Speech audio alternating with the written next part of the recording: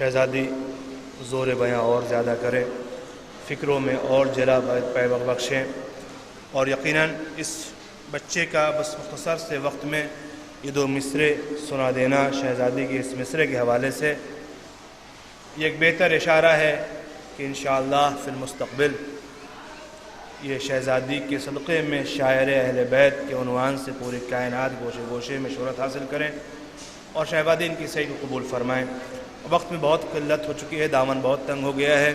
لہٰذا میں بغیر کسی تمہید کے اور بغیر آپ کے اور محترم حجت الاسلام والمسلمین وسیم صاحب قبلہ کے درمیان حائل ہوئے میں نہایت ہی ادب کے ساتھ ان سے گزارش گزار ہوں وہ تشریف لے آئیں اور جناب زینب ایک کردار ساز شخصیت کے عنوان سے اپنا مقالہ آپ کی سماعتوں کے سپرد کریں۔ اعوذ باللہ من الشیطان اللعین الرجیم، بسم اللہ الرحمن الرحیم، ونستعین وخیر المعین، والحمد للہ رب العالمین، والصلاة والسلام علی محمد وآلہ الطیبین الطاہرین المعصومین، لعنۃ اللہ علی اعدائہم اجمعین، اما بعد۔ سامعین اکرام، مقالے سے پہلے اعتذار عرض کروں، جیسا کہ برادر نے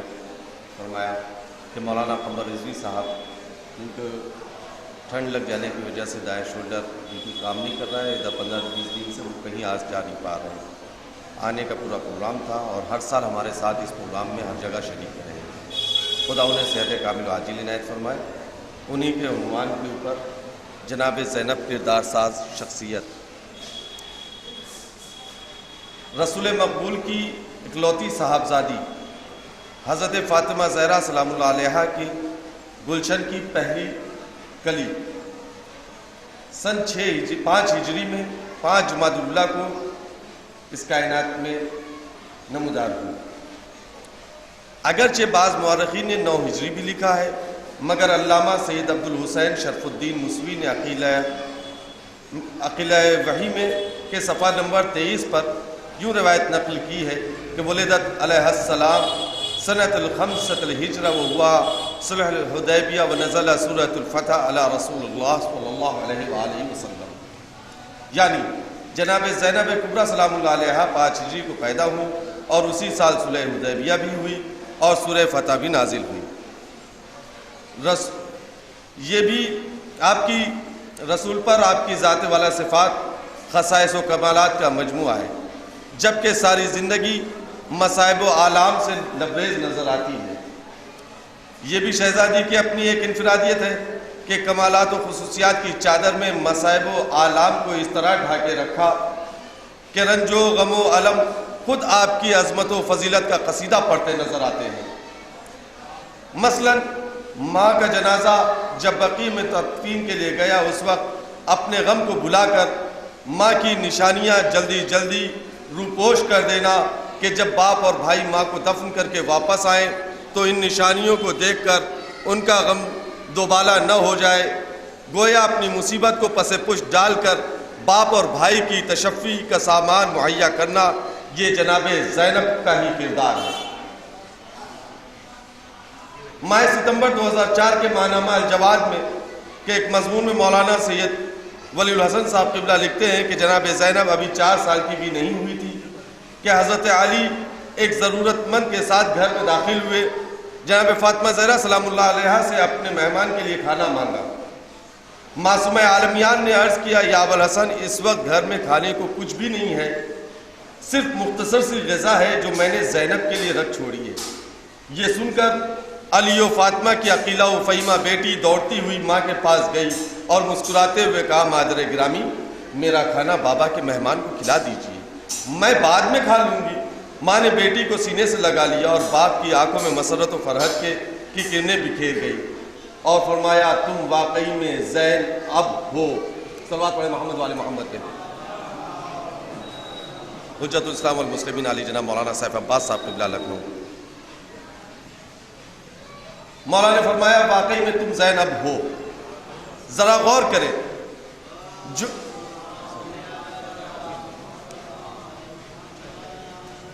ایک بار مل جل کر صلوات پڑھیں علماء کے استقبال میں۔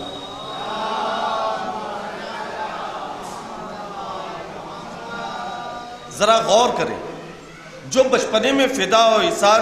کے جذبے کا یوں مظاہرہ کرے وہ بڑی ہو کر کتنی بڑی فدا کار ہوگی۔ یہی وجہ ہے کہ بعد ولادت جب نبی سفر سے تشریف لائے اور آپ کی آغوش میں بطول نے زینب زینت پدر کو دیا تو نبی کے لسان وحی بیان نے فرمایا کہ یہ میری بچی شبیہ خدیجہ ہے۔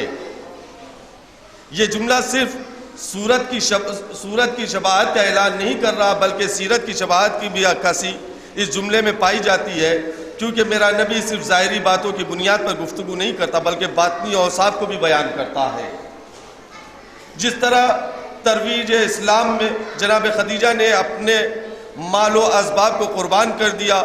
اسی طرح تحفظ اسلام میں جناب زینب نے بھی اپنا سب کچھ خدا کی راہ میں لٹا دیا۔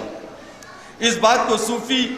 اشرف علی صاحب ثانی خدیجہ میں لکھتے ہیں کہ یقیناً جناب خدیجہ نہ صرف باعتبار صورت بلکہ باعتبار سیرت بھی دوسری خدیجہ ثابت ہوئی۔ آخر خدیجہ کے اوصاف و کمالات کا اور سیرت کا ترہ امتیاز کا کیا تھا؟ یہی نہ کہ اپنی ساری دولت بنائے اسلام کے استحکام اور تبلیغ اسلام کے کام میں صرف کر دی، تو زینب نے کیا اس سے کچھ الگ کیا ہے؟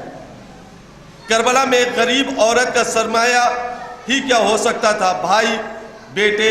ان کی محبت، ان سے وابستہ ارمان، گھر کا تھوڑا سا سامان، چند پیراہن، کچھ ردائیں۔ کیا جناب زینب نے اسلام کے معاملے میں ان میں سے کسی کو دوست رکھا؟ نہیں۔ پھر آگے لکھتے ہیں کہ خدیجہ نے تو صرف دولت دی، سر کی ردا نہیں لوٹائی۔ اور میں آپ کو بتا دوں، اچانک عالم صاحب آج صبح میں ابا آفس میں بیٹھے والد اللہ، لیکن اچانک پھر جڑائے دے کے بخار چڑھ گیا، طبیعت خراب ہو گئی۔ آپ حضرات سے گزارش ہے کہ ان کی صحت یابی کے لیے دعا گو، بارگاہ جناب زینب پہ میں اور بارگاہ خداوندی میں دعا کریں کہ شہزادی زینب کے صدقے میں میرے والد کو خدا صحت کامل و عاجل عنایت فرمائے۔ چونکہ والد اللہ نہیں تشریف لا پا رہے ہیں اپنی اجازت کی بنیاد پر، لہٰذا اس جلسے کی صدارت کے لیے ہم لوگ ملتمس ہیں حجت الاسلام والمسلمین سرکار مولانا قیصر حسین نجفی صاحب قبلہ کی خدمت میں کہ وہ اس جلسے کی صدارت کو قبول فرمائیں۔ آگے وہ لکھتے ہیں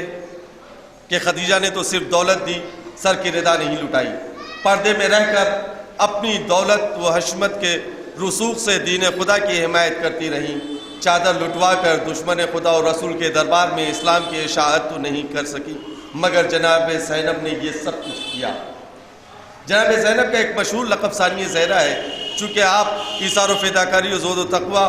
اور عبادات میں جناب زہرا کی شبیہ تو تھی ہی، مگر کربلا کے میدان میں آپ نے وہ کردار ادا کیے جو کردار ذات زہرا سے مخصوص تھے۔ ثانی زہرا ہونے کی سب سے بڑی دلیل یہ ہے کہ تاریخ میں لکھا ہے کہ جب جناب زہرا بزم رسالت میں آتی تو رسالت مآب ان کے استقبال کے لیے اٹھتے تھے اور اپنی جگہ بٹھاتے تھے۔ اسی طرح جب جناب زینب اپنے والد کی خدمت میں آتی تھی تو وہ تعظیم کے لیے اٹھتے اور اپنی جگہ بٹھاتے تھے اور ان کا بہت زیادہ احترام کرتے تھے۔ جناب زینب اپنے والد کی امانت دار بھی تھی۔ شوق نصرت اسلام اور جناب زینب دین خدا کی حمایت اور نصرت اسلام کے شوق کی یہ حالت تھی کہ اپنے برادر مظلوم کی معیت میں مدینہ منورہ جیسے پرامن مقام کو چھوڑ کر کربلا تشریف لے گئیں اور روز عاشورہ ایسی روح فرسا مصیبت، دل ہلا دینے والی اذیتوں اور پائے ثبات و صبر میں جنبش پیدا کر دینے والی بلاؤں کا اس عظیم و عظیم المثال صبر و ضبط کے ساتھ مقابلہ کیا کہ جس کی کوئی نظیر دنیا میں پیش نہیں کرنے سے قاصر ہے۔ حقیقت یہ ہے کہ ابتدائے خلقت سے لے کر آج تک کسی نبی یا وصی نبی یا ولی خدا کی بیویوں میں بھی دین خدا کی نصرت و حمایت کی راہ میں ایسی حلم و بردباری اور ایسا صبر و استقلال نہیں ملا جیسا مقام ابتلا میں صرف اور صرف شہزادی جناب زینب کا نظر آتا ہے۔ آپ کی مقدس ذات اپنی صنف میں ایک عظیم المثال شخصیت رکھنے والی ذات ہے جس کی بے نظیر صفتیں انبیاء کے لیے بھی وجہ حیرت بن گئی۔ آپ نے صبر کا وہ مظاہرہ فرمایا کہ مجسم صبر بن گئی، صحیح معنوں میں مظلومہ کے لقب کی مصداق نظر آئی۔ حمایت دین، نصرت اسلام اور اطاعت امام وقت کا جذبہ اس قدر تھا کہ اپنے فرزندوں اون اور محمد کو ساتھ لے کر خدمت امام میں حاضر ہوئیں اور فرمایا عاجزانہ انداز میں کہ بھیا، ہمارے جد بزرگوار خلیل خدا نے بھی فدیہ قبول کیا تھا، آپ بھی اپنی نادار بہن کی قربانی کو رد نہ کیجیے گا۔ بھیا اگر عورتوں سے جہاد ساقط نہ ہوتا تو میں بھی خود آپ پر 1000 بار قربان ہوتی اور ہر ساعت شہادت کی طلبگار رہوں گی۔ جناب زینب کے جلال اور آپ کے قدر، جلالت، منزلت، مقام معرفت الہی کی یہ حالت تھی کہ جب مجاور قبر رسول شہید ہو گیا، اس وقت عادل بے نیاز کی بارگاہ میں فرمایا کہ پروردگار آل محمد سے اس قربانی کو قبول فرما۔ اگر عرفان الہی کے تمام مدارس سے قطع نظر کرتے ہوئے اگر صرف اس واقعے پر انصاف کی نگاہ ڈالی جائے تو آپ کی خدا شناسی پر کافی روشنی پڑ سکتی ہے۔ یہ جملہ خود آپ کے بھی مراتب عالیہ اور مقامات رفیع کا کما حق و اظہار ہوتا ہے، مگر دنیا اسلام آج تک اس مظلومہ کے واقعات زندگی کی طرف سے تاریکی میں ڈوبی ہوئی ہے۔ سمجھ لے اور اچھی طرح سمجھ لے کہ بانی اسلام کی محسنہ اور دین خدا کی نصرت کرنے والی بی بی پیش خدا اتنا بلند مرتبہ رکھتی ہے جس کا سمجھنا ہم جیسے معمولی اور محدود عقل و سمجھ کے انسانوں کی ادراک کی طاقت سے باہر ہے۔ آپ کی جلالت و قدر کو سرسری طور پر سمجھنے کے لیے بس اسی قدر ذہن نشین کر لینا کافی ہے کہ خداوند عالم نے آپ کے اسم گرامی کو لوح محفوظ پر ثبت فرمایا، اور جب وقت آیا تو اس نے رسول خدا تک اس طرح نازل فرمایا جیسے قرآن کی آیات جبرائیل امین کے ذریعے نازل فرمائی جاتی تھی۔ حفاظت امام میں جناب زینب کا کردار، امام کی حفاظت انسان کا سب سے اہم فریضہ ہے، کیونکہ بقائے دین امام کے وجود پر منحصر ہے۔ اس فریضے کی ادائیگی میں بھی خواتین کربلا نے کوئی کوتاہی نہیں کی۔ جب عصر عاشور امام حسین کو قتل کیا جانے لگا تو جناب زینب نے امام کی حفاظت کے لیے دشمنوں کے ضمیر کو جگانے اور ان کی غیرت کو للکارنے کی کوشش کرتے ہوئے فرمایا، یا عمر یقتل ابو عبداللہ وانت تنظر الیہ، اے عمر سعد امام وقت ابو عبداللہ شہید کیے جا یقتل ابو عبداللہ وانت تنظر الیہ، اے عمر سعد وقت کا امام ابو عبداللہ شہید کیے جا رہے ہیں اور تو کھڑا دیکھ رہا ہے۔ پھر 11 محرم کو جب اہل حرم کو اسیر و قیدی بنا کر اونٹ کی ننگی پشت پر سوار کر کے کوفہ کی جانب لے جایا جانے لگا اور امام سجاد کی شہداء کی لاشوں کو دیکھ کر بے چین ہو کر حالت تغیر ہوتی ہے، اور حزن و ملال کے باعث جب جناب زینب نے محسوس کیا کہ روح بدن سے پرواز کر جائے گی تو خود اونٹ کی پشت سے خود کو گرا کر امام کو تسلی و تشفی دی اور ان کے ذہن کو بابا کے لاشے سے موڑ کر اپنی طرف متوجہ کیا اور کہا، اے میرے جد اور بھائیوں کے وارث، ایسا محسوس ہوتا ہے کہ تم اپنی جان سے ہاتھ دھو بیٹھو گے۔ پھر اس کے بعد فرمایا کہ اے یادگار جد و پدر و برادر، یہ نہ دیکھو، خدا کی قسم یہ خدا کا عہد و پیمان ہے جسے فرعون وقت نہیں پہچانتے یا آسمان والے اور فرشتے پہچانتے ہیں۔ وہ آئیں گے اور پارا پارا جسموں کو دفن کریں گے، تمہارے بابا کے مرقد پر ایک علم نصب کریں گے، جب گزرتے زمانے اپنا اثر نہ ڈال سکیں گے، چاہے سلاطین کفر اسے مٹانے کی جتنی بھی کوشش کریں، مگر ان کی ہر کوشش ناکام ہوگی اور وہ اس کا الٹا نتیجہ دیکھیں گے۔ دن بدن اس روزے کی رونق میں اضافہ ہوگا اور اس کی شان دوبالا ہوتی جائے گی۔ اس تلقین عام اس کلمات سے عقیل بنی ہاشم کی عظمت و جلالت کا اس قدر اظہار ہوتا ہے، وہ کسی تبصرے کے محتاج نہیں۔ آپ کا یہ کلام بالکل وہی ترجمان معلوم ہوتا ہے اور اس سے آپ کے عالم غیب ہونے کے ثبوت فراہم ہوتے ہیں، اس لیے کہ جو کچھ آپ نے 1400 سال قبل اپنے بھتیجے اور امام وقت کو صبر و ضبط و تحمل و استقلال کی تلقین میں فرمایا، آج حرف بہ حرف اس کی تائید و تصدیق کر دی ہے، اور مظلوم کربلا کا یہ عالیشان روضہ اور اس کے گنبد پر یہ سرخ و سیاہ پرچم جناب زینب کی ہوئی پیشن گوئی کا ہی نتیجہ ہے۔ پھر جب یہ قافلہ کوفہ پہنچا اور وہاں اس ابن زیاد ملعون قتل سید سجاد کا ارادہ کرتا ہے تو وہاں بھی آپ سینہ سپر بن گئی اور فرمایا کہ جو کچھ تو نے ہم پر ظلم کیا کیا وہ کافی نہیں؟ تو نے ہمارے کسی مرد کو نہیں چھوڑا۔ پھر امام کو اپنے سینے سے لگا کر فرماتی ہیں کہ اگر تو اسے قتل کرنا چاہتا ہے تو پھر پہلے مجھے بھی سید سجاد کے ساتھ قتل کر دے۔ جامع زینب کا اس درجہ تحفظ امامت کے لیے حساس و جذباتی ہو جانا آپ کی عظمت اور کردار کی علامت ہے۔ علم و فضل جناب زینب کے علم و فضل کے لیے یہی کافی ہے کہ آپ عصمت و طہارت کے آخری بلندیوں کی آغوش تربیت سے بہرہور ہوئیں، نانا شہر علم، بابا باب علم، ماں افضل النساء، دو بھائی تاجدار عصمت و طہارت و مملکت، علم و کمال کے سلطان۔ جس طرح امامین شریفین حسنین نے دنیا کی کسی درسگاہ میں تعلیم نہیں حاصل کی اور نہ ہی کسی استاد کے سامنے زانو ادب طے کیا، بلکہ ان کا علم وحی اور سینہ بسینہ منتقل ہوتا رہا، اسی طرح حضرت زینب کا بھی علم اور فضل ان کا ذاتی اور وراثتی تھا۔ رازق الخیری نے سیدہ کی بیٹی میں لکھا ہے کہ مدینہ اور کوفہ میں خواتین کا بی بی جناب زینب کی زبانی قرآن مجید کے رموز و نکات سن کر زار و قطار رونا علم و فضل میں ان کا درجہ بہت بلند ظاہر کرتا تھا۔ فاضل دربندی اسرار الشہادہ میں لکھتے ہیں کہ حضرت زینب کے اس خطبے کو جو آپ نے یزید عنید لعین کے دربار میں ارشاد فرمایا اور اس میں جو احتجاجات پیش کیا، اگر کوئی بغور پڑھے اور سمجھے تو اس کو معلوم ہوگا کہ آپ کا علم اکتسابی نہیں بلکہ وحبی تھا۔ اگر گھر سے جناب زینب کا پردہ آغوش عصمت و طہارت کی پروردہ وہ بی بی جو نانا کی زیارت کے لیے بھی اگر گھر سے نکلتی تو شب کے سناٹے میں باپ اور بھائیوں کے حصار میں، اور جب مزار رسول پر پہنچتی تو چراغ خاموش کر دیے جاتے کہ سائے پر بھی کسی کی نظر نہ پڑے۔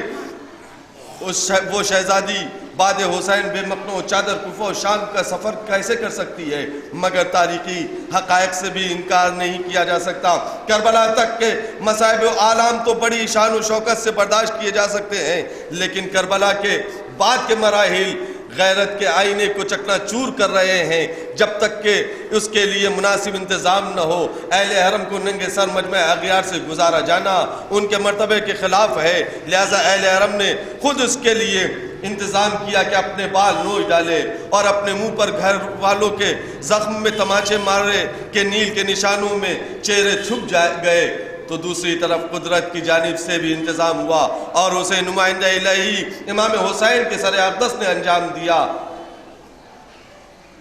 قرآن مجید میں سورہ بنی اسرائیل کی 45ویں آیت ہے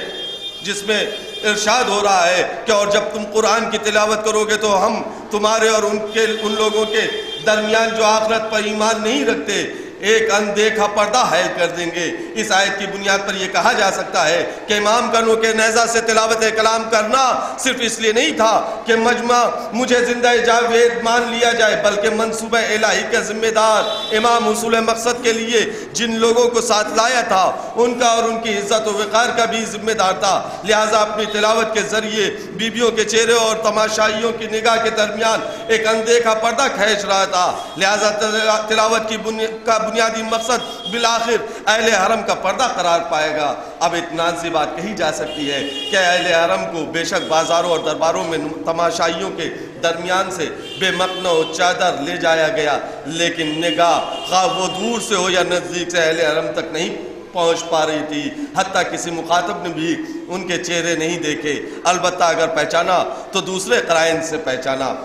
جناب زینب کا روب الجلال اسد کردگار حضرت علی کی بیٹی حضرت عباس کی بہن جناب زینب کے روب الجلال کے سامنے یزید عنی جیسا ظالم و ستمگار بھی دم بخود رہ جاتا تھا۔ کوفہ و شام کے درباروں اور بازاروں میں آپ کے حق گوئی اور جرأت و روب اور بے باکی کے سامنے ایک خاموشی اور سناٹا چھایا جاتا تھا۔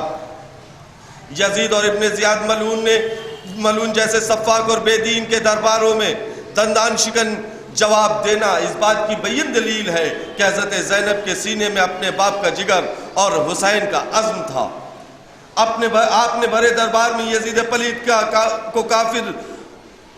اور زندیق کہا، تخت و تاج کی تباہی کی پیشن گوئی کی، یزید و اس کے درباری خاموش منہ تکتے رہ گئے، کسی میں منہ کھولنے کی بھی جرأت نہ ہوئی، گویا تمام انبیاء و مرسلین اور ائمہ و مہتدین میں صرف علی کی شیر دل بیٹی کو یہ امتیاز حاصل تھا کہ حقیقت و حقانیت کے بدترین دشمن کو اس کے گھر میں حالت اسیری میں للکارا اور اس کے اقتدار ہو جاؤ ہاشم کی دھجیاں اڑا کر رکھ دی۔ لاکھوں سلام ہو محبوب خدا کی اس نواسی پر، لاکھوں سلام ہو سیدہ کی شیر دل بیٹی پر، کروڑ درود ہو دین پناہ اور دین پناہ کی حفاظت کرنے والی زینب پر، جس کی زندگی کا ایک ایک لمحہ، جس کی گفتار کا ایک ایک لفظ، جس کا ایک ایک نفس انسانیت کے فروغ دین کے استحکام اور باطل کی شکست میں صرف ہوا، جس کی پوری زندگی ہم تمام لوگوں کی زندگی کو سدھارنے اور سنوارنے کے لیے ایک بہترین نمونہ اور آئیڈیل ہے۔ والسلام علیکم ورحمۃ اللہ وبرکاتہ۔